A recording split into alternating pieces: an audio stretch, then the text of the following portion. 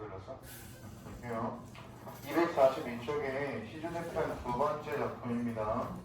수영산 바라보며라고 성산문이라는 작가가 쓴 작품이 나오는데 어떤 내용이 나오는지 같이 보겠습니다. 그 수영산 관련해서는 굉장히 자주 나오는 작품이어서 아래 나오는 작가 소개 먼저 볼게요. 작가 소개를 보고 작품의 내용을 보면 조금 더 이해가 될 것 같거든요. 아래 가겠습니다. 성산문이라고 나와 있는데 사육신의 한 사람이다. 조선 초기의 문신이면서 사육신의 한 사람이고 호는 메주컨이라고 하는 걸 사용한답니다. 1438년에 문과의 급제에서 집현전학자로 지내며 세종대왕님이 만드신 훈민정음 청제에 크게 공헌하였다. 이바지하였다. 밑줄 수양대군이 왕위를 탐내어 단종을 내몰고 왕위에 오르자 밑줄 쳐보시면 여기서 말하는 수양대군을 세조라고도 하죠. 역사적인 지식이 있으시면 크게 어렵지 않으실 거고, 근데 이 수양대군이 왕위를 탐내서 단종을 내모는 과정에서 무력으로 왕위를 찬탈했죠. 잘못된 행동이 될 거예요. 그러니까 단종을 다시 왕위에 앉히려는 계획을 꾸미다가 그럼 결국 성산문이라고 하는 사람은 수양대군이라고 하는 무력으로 왕권을 침탈한 사람이 발생했지만 자기가 모시고 있던 단종에 대한 지조와 절개를 그대로 유지하고 있다, 지키고 있다라고 보시면 되겠죠. 다시 왕위에 앉히려는 계획을 꾸미다가 실패하여 멸문과를 당했다. 즉 자기의 가문이 망했다라고 보시면 될 것 같아요. 그럼 2번이라고 하는 작품에서는 지조절개라고 하는 키워드가 자주 나온다라고 하는 것은 작가 소개를 통해서 충분히 파악이 가능한 내용이 되겠죠. 올라가서 2번 보겠습니다. 이번 작품은요, 중의적인 표현들이 굉장히 많이 나옵니다. 그래서 하나의 단어에 두 가지 의미가 내포되어 있는 단어들이 좀 많으니까 그것들 꼼꼼하게 볼게요. 수양산 바라보며 라고 나와 있는데요. 수양산 네모 쳐보시면 이 수양산이라고 하는 게 아래 나와 있는 것처럼 중의적 표현인데 1번 실제 중국에 있는 산 중에 하나가 수양산입니다. 1번은 산의 이름이다 라고 볼 수 있을 거고요.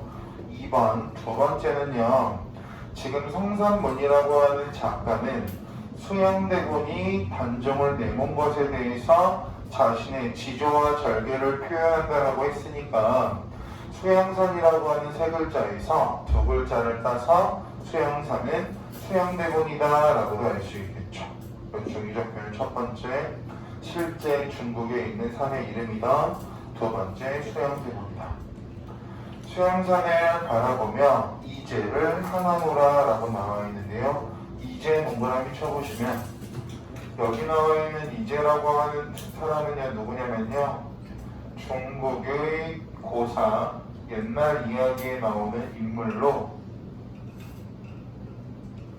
백이와 숙제를 말합니다. 그래서 백이라고 하는 사람의 이와 숙제라고 하는 사람의 제라고 하는 걸 따서 이제라고 표현하고 있다라고 보시면 되고요. 중국 고사 또는 중국 사람들 사이에서요, 백이와 숙제는 지조와 절개의 대명사로 평가를 받는 사람들이 백이와 숙제입니다. 그래서 일반적인 사람들의 가치관, 얘를 두 글자로 우리는 통념이라고 할 거야. 가치관의 지조와 절개의 대표가 바로 백이와 숙제라고 보시면 돼요. 그래서 일반적인 사람들의 가치관이라고 하는 통념을 강조하는 이유가 있겠죠. 그 강조하는 이유가 뒤에 볼까요? 하나노라 밑줄 쳐보시면 여기서 말하는 하나노라라고 하는 건 비판한다라고 보시면 돼요. 그럼 여기서 여러분들께서 좀 중요하게 생각해야 되는 건 뭐냐면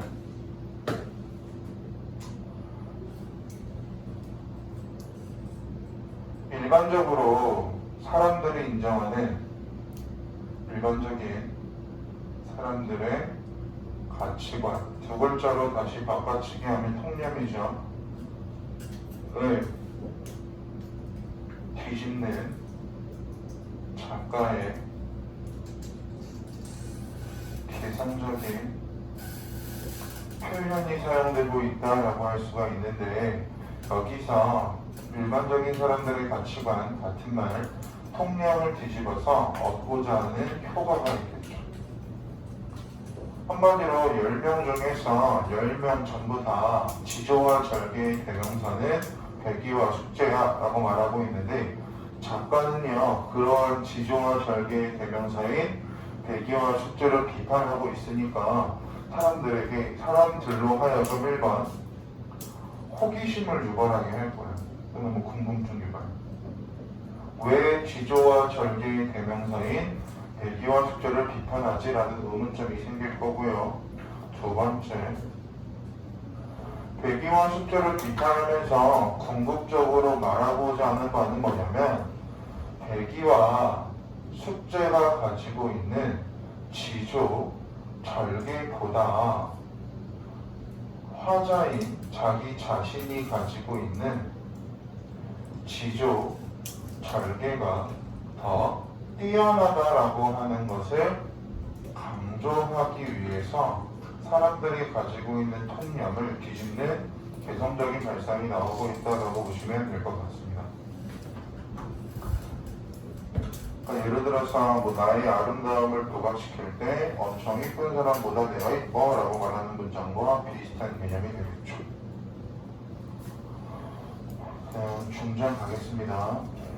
주려라고 나와 있는데, 그 주려라고 하는 두 글자 앞에요 굶이라고 하는 글자를 적어 놓으면 해석하시기가 좀 좋으실 거예요. 굶주려. 굶어서 아무것도 먹지 못해서 죽더라도 라는 뜻이 되겠죠. 굶어 죽더라도 채미도 하는 것과 채미 마찬가지 네모쳐 보시면, 여기서 나와 있는 채미라고 하는 두 글자도요 중의적인 표현이라고 보시면 됩니다. 여기 나와 있는 채미 중의적 표현 1번, 중의적 수양산을 중국의 수양산이라고 그대로 해석한다면, 여기 나와 있는 채미는요 1번에 나와 있는 것 그대로 적용해서 고사리, 즉 산에서 나는 식물이라고 보시면 되고요. 만약에 수양산을 수양대군이라고 한다면, 수양대군 아래서 일하면서 받는 월급이 되겠죠. 그 월급을 예전에는 녹봉 또는 녹이라고 했으니까 2번 보시면 수양대군의 녹을 먹는다 되겠죠. 즉 상상론의 입장에선 배기와 숙제라고 하는 지조와 절개의 대명사가 차라리 굶어서 죽으면 되는데 고사리를 키워 먹은 게 비판의 이유가 된다, 또는 수양대군이라고 적용한다면 굶어서 죽어도 수양대군의 녹을 먹는 것은 말이 안 되는데 그것을 먹고 있어? 라고 하는 게 성산문의 입장에선 이제 배기와 숙제를 비판하고 있는 이유라고 보시면 되겠죠. 그리고 하나법가라고 하는 건 서리법이라고 나와 있죠. 물어보는 척하지만 답이 정해져 있다. 마지막 중점 가겠습니다. 비록 후세에 보잘것없는 음식을 거신 듯 있다고 하더라도 그 뒤있다에 낫다니, 니라고 하는 글자도 네모쳐 보시면 중의적인 표현입니다. 중의적 표현이 초장, 중장, 종장 각 부분별로 다 나와 있고요. 여기서 말하는 니라고 하는 건 중국의 수양선이라고 한다면 중국을 다스리고 있는 주나라의 왕이라고도 볼 수 있고요.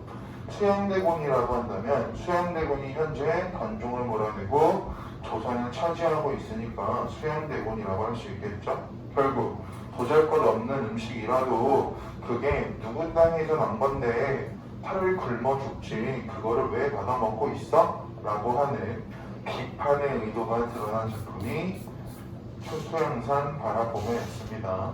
결국 일반적인 사람들의 가치관이라고 말하는 통념을 뒤집는 작가만의 개성적인 발상을 보여주면서 자신의 지조와 절개가 더 뛰어나다를 강조하고 있는 작품이 두 번째 작품이었습니다. 세 번째 3번 갈게요. 멤버들이요. 세 번째 작품의 작가 먼저 보실까요? 작가 이름을 보시면 홍랑이라고 나와 있습니다. 홍랑이라고 하는 사람 옆에다가 가로 열고 적어 보시면 기생이 되겠죠. 기생. 네, 말씀드렸습니다. 이 기생이라고 하는 사람들도 시조에 시사를 하기 시작했는데 이 기생이라고 하는 사람들도 실질적으로 아는 게 많이 없다라고 했어요. 그래서 한자를 배운 적이 없기 때문에 문학활동이라고 하는 것을 순우리말을 사용해서 진행했다라고 보시면 되고요. 홍남과 같은 기생, 이 계랑이라는 사람도 있고 홍진이라는 사람도 있는데 이러한 기녀들이 쓴 작품, 기생들이 쓴 작품은 남녀 간의 애정, 이별, 그리움, 사랑에 대해서 주로 창작했다라고 설명했죠. 그래서 양반이, 즉 사대부가 쓴 작품이나 평민이 쓴 작품이나 기생이 쓴 작품 중에서 우리말의 아름다움이 가장 두드러지는 건 기생이 쓴 작품이라고 보시면 돼요. 우리말의 아름다움의 묘미를 잘 살리고 있다. 아래 3번 가겠습니다. 맷버들 가리것과 맷버들을 네모쳐 보시면 맷버들이 무슨 뜻인지는 아래 나와 있고요. 이 맷버들이 의미하는 바가 중요하겠죠. 1번 이별의 쉼표, 헤어지는데 맷버들을 줬나봐요. 2번 시적 화자의 분신. 그럼 시적 화자의 분신 옆에 가로 열어보시면 화자의 분신을 상징하는 자연물이 나오는 대표적인 작품 중 하나는 뭐가 있냐면 김소월이라고 하는 우리나라 대표적인 시인이 쓴 김소월의 진달래꽃이라는 작품이 있죠. 김소월의 진달래꽃이라는 작품에서 진달래꽃은요 화자의 분신이면서 임에 대한 사랑이라고 보시면 될 것 같아요. 이어서 갈게요. 맷버들을 꺾어서 보내겠다. 임의 손해. 그럼 잘 봐. 임의 손해라고 하는 건 부사어로 끝난 건데 보내노라라고 하는 서술어가 문장 마지막에 와야 맞겠죠. 하지만 우리말의 기본 문장 어순을 섞어놓고 있는 표현 방법이 도치법이라고 하는 표현 방법을 사용하고 있을 거고 도치법은 위에 조그마한 글씨로 나와 있죠. 도치법을 설명드리면 우리말 기본 어순을 지키지 않고 말하고자 하는 말을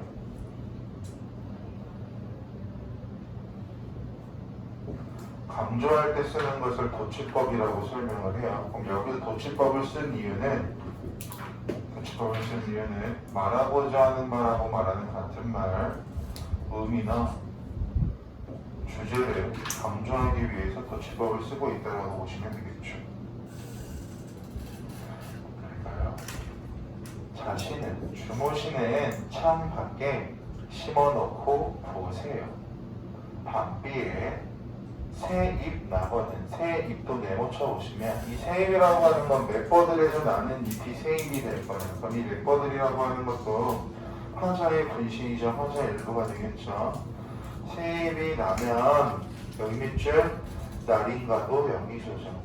나라고 생각하고 여겨주세요. 그럼 결국 맷버들과 새잎이라고 하는 건 화자와 연관성을 갖고 있기 때문에 화자의 분신이라고 설명할 수가 있겠죠.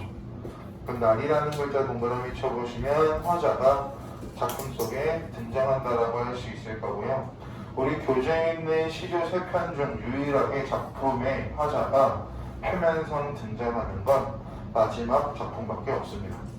그래서 화자 표시해놓고 위에 나와 있는 1번과 2번에 비교점이 필요하기 때문에 말씀을 전달했습니다. 오른쪽 243쪽에 정리하고 확인하기라고 나와 있는 부분에 포인트 1, 2, 3번에 더 설명했던 거라서 크게 낯설지 않을 텐데 맷버들과 새잎의 상징적인 의미가 크게 보면 3개인데 세부적으로 나누면 4개, 5개로 쪼개질 수가 있으니까 유치하지만 서술형 대비도 하셔야겠죠. 안 나올 겁니다. 성수 서술형 특성가 나오진 않겠지만 진달래꽃이라는 작품에서 진달래꽃의 의미를 외우는 것처럼 멤버들에서는 멤버들과 생일의 의미를 명확히 알고 계신 부분이 중요해서 한번 언급만 드렸습니다.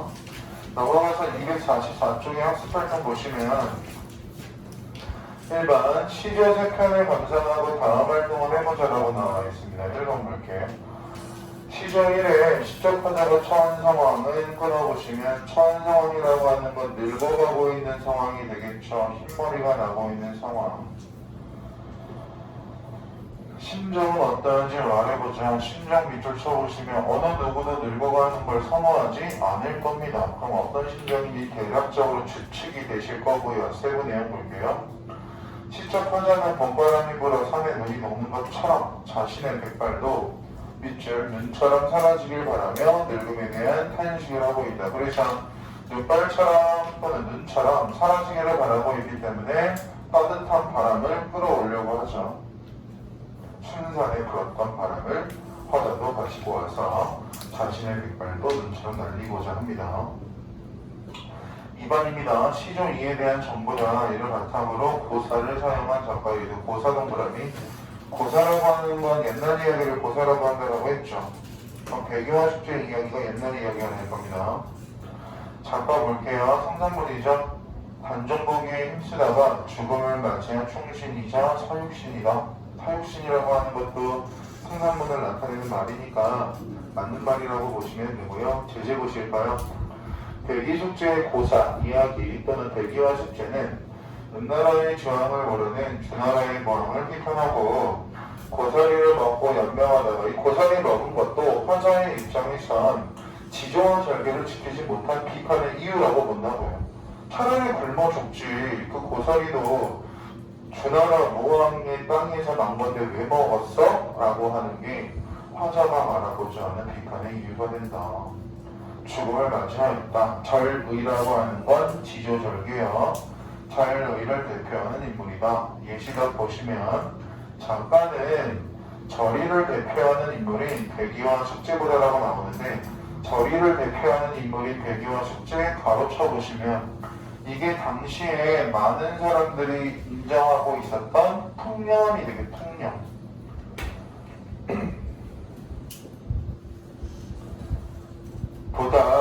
보다라는 두 글자 별표시 박으셔야죠. 내가 누구나 인정하는 절의의 대명사 또는 지조와 절개의 대명사인 백이와 숙제보다 엄격하게 지키겠다라고 하는 밑줄 의지를 표현하기 위해 고사를 인용하였다.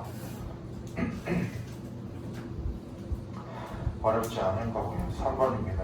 화자의 심정을 전달하는 매개체 멜버드. 화자의 분신도 되죠. 이별의 징표도 되고요. 2번입니다. 세 작품에서 동그라미 형식상의 공통점. 세 작품의 형식상의 공통점 같은 말 시조의 형식상의 특징이라고 적어보시면 시조 3편이기 때문에 너무 복잡하게 생각하지 마시고요. 시조와 관련된 형식상의 특징을 떠올려 보시면 될 것 같아요. 1번 3장 6구의 형태이다. 추가한다면 3장 6구 45자 내외가 될 거고요. 시조는요 아래 나온 것처럼 4음보가 되겠죠. 그러니까 음보가 나왔으니까 항상 같이 하는 음수율 생각해 보시면 음수율은요 3, 4 또는 4, 4조의 음수율을 사용합니다. 여기서 말하는 3, 4와 4, 4라고 하는 건 계속 말씀드리는 것처럼 세 글자, 네 글자 또는 네 글자, 네 글자라고 해석을 하시면 되고요. 음수율이라고 하는 세 글자의 뜻은요 글자 수의 반복이요. 그래서 음보가 나왔으니까 음수율까지 같이 연결지어서 알고 계시면 시조 관련해서 온율 형성 방법 잡히실 거고요. 미리 말씀을 드릴게요. 시조는 4음 보면서 3, 4 또는 4, 4조의 음수율이라고 했는데 이 부분은요. 다음 시간에 배우게 될 가사라고 하는 갈래와 동일합니다. 우리 시험 범위, 예상 시험 범위에서 가사를 무엇을 배울 거냐면 뒤에 나오는 3인곡을 배우시게 될 텐데 3인곡이라고 하는 갈래가 가사입니다. 그래서 3인곡에서 온율을 형성하는 방법도 4음보 또는 3, 4또는 4, 4조의 음수율이 된다 라고 미리 알고 계시면 공부량이 줄어드시겠죠. 세 번째 거는 독특해요. 정자의 첫 음보가 둘째 음보보다 짧다. 독특한데 나오면 헷갈릴 수 있는 부분 아래 플러스 우리가 알고 있는 거요. 정자의 첫 음보는 반드시 상음절로 고정된다. 시조와 관련된 일반적인 특징이죠. 그래서 거기 나와 있는 세작품의 형식상의 특징은 시조의 형식상의 특징과 동일하니까 내용상의 특징은 지난 시간 수업 내용 3기에 보시면 조선 전기, 중기, 후기로 제가 나누어 수업을 도와드렸을 겁니다. 내용상의 특징은 어렵지 않은데 형식상의 특징도 여러 번 반복해서 보시면 저절로 머릿속에 들어갈 것 같아서 한 번 더 정리를 도와드렸고요. 이번에 볼게요. 시조에 대한 다음 설명을 참고하여 새 작품이 지닌 문학사적 의의를 설명해보자 라고 할게요. 여기는 고려 후기에 발생한 시조. 미래의 문학에서는 고려 중기라고 말하지 않고요. 고려 후기, 고려 말기라고 하니까 시조 개념 제대로 잡으시고요. 사대부들의 미의식과 정신세계를 표현하는 데 가장 알맞은 문학 양식으로 정착. 그러니까 조선 전기 시조는 사대부들이 엄청 많이 지었겠죠. 그 이유는 여기 밑줄 간결하면서도 안정적인 형식, 복잡하지 않으니까 사대부들이 잘 썼대요. 하지만 사대부 남성만 시조를 향유한 것은 아니고 다양한 계층의 작가들의 관례를 통해서 저마다의 생각과 감정을 표현. 또 연시조라고 쳐보시면 연시조라고 하는 건 하나의 주제 또는 하나의 제목 아래 여러 개의 평시조가 결합되어 있는 걸 연시조라고 한다고 했죠. 연시조라고 하는 건 하나의 주제 또는 제목 아래 평시조 여러 개가 모여서 하나의 작품을 구성하면 연시조가 된다고 말씀을 드렸으니까 보시면 되고요. 사설시조도 바로 쳐보시면 사설시조라고 하는 건 언제 나왔다라고 설명드렸냐면요. 조선 후기 때 나왔다라고 했습니다. 조선 후기가 되면서 시조라고 하는 관례를 즐기는 평유계층이 굉장히 커졌다라고 했고요. 넓어졌다라고 했고 3장 중 2구 이상이 길이에 제한 없이 길어진 형태가 사설시조라고 말씀을 드렸어요. 그래서 형식이 파괴되었다라는 문장은 맞는 말이라고 했는데 사설시조가 형식이 완전히 파괴되었다라고 말하면 틀렸다라고 했습니다. 그 이유는 사설시조도 시조의 기본 형식이 되는 초장, 중장, 정장이라는 3장 형식은 지키고 있습니다. 그래서 형식이 파괴된 건 맞지만 형식이 완벽히 파괴된 것은 아니기 때문에 구분지어서 알고 계셔야 합니다. 평시조의 형식을 반영한 작품이 창작될 수도 있었다. 시조가 여기 밑줄 다른 갈래보다 오랜 생명력 성수고 작년 기출 키워드죠. 생명력 여기서 나와서 작년에 기출했다라고 보시면 돼요. 생명력이라고 하는 단어는요. 오른쪽 페이지 예시답 가겠습니다. 그럼 이제 시조 1, 2, 3을 정리해서 어떻게 설명하고 있는지 시조 1과 2에서는 시조 1과 2 묶어보시면 1, 2를 분리하고 있지는 않네요. 1, 2를 하나로 설명하고 있습니다. 밑줄 사대부 작가가 자신의 개인적인 문제나 신념 반면에 여기는 시조 3 여기 밑줄 기생인 작가가 임에 대한 사랑을 노래 특히 시조 1은 시조 1 레모 이거 시조 1, 2, 3 성격 그리고 작가 다 구분해서 정리해놔야 됩니다. 그리고 중요한 구절이에요. 밑줄 고려 후기 작품으로 시조 발생과 연관 이처럼 여기는 시조 1과 2 계속 구분할게요. 시조 성격에 따라 달라지니까 사대부들의 미의식과 정신세계를 표현할 때는 보기에 나와 있는 것처럼 문학 양식으로 정착되었음을 드러내고 시조 3은 시조 3 네모 기생이라고 하는 게 다양한 계층 중에 하나가 될 테니까요. 다양한 계층의 작가들이 시조를 통해 여러 정사를 표현했음을 보여준다. 따라서 새 작품은 시조의 관례상 특징을 잘 드러내는 의의를 가지고 있기 때문에 우리가 배우고 있다. 아래 보시면 홍성랑이라고 하는 작가가 쓴 현대 시조랍니다. 그럼 현대 시조도 결국 시조니까 온율 형성하는 방법은 사음보가 그대로 이어지고 있을 거고요. 오늘날에도 시조라고 하는 관례가 참작되고 있기 때문에 실질적으로 생명력이 길다라고 하는데 특이하게 달라지는 것들만 볼게요. 한때 세상은 날 위에서 날이라는 글자 동그라미 화자죠. 작품 속의 화자가 드러난다. 날 위에 도는 줄 알았지. 즉 세상은 나를 중심으로 돌아가 라고 생각하는 건 자기 중심적인 사고, 자기 중심적인 인식이라고 할 수가 있겠죠. 나를 위해서 돌돌 음성성징어죠. 음성성징어 감아 오르는 줄로 알았지. 들길에 쪼그려 앉은 분홍치마 계집에 분홍치마 계집에 내모쳐 보시면 아래 보시면 어리고 미숙한 존재에 대한 비유적인 표현이라고 나와 있으니까 확인. 오른쪽 날개 작품 길잡이 보시면 애기의 꽃에 길가에 피어있는 애기의 꽃을 보면서 자신의 어린 시절을 되돌아본 작품으로 밑줄 화자의 성찰적 자세가 인상적이다. 그럼 이 작품은 성찰이라고 하는 키워드가 맞물리겠죠. 발레, 현대, 시조, 성격, 성찰적, 주제 밑줄 자기중심적이었던 자신에 대한 성찰.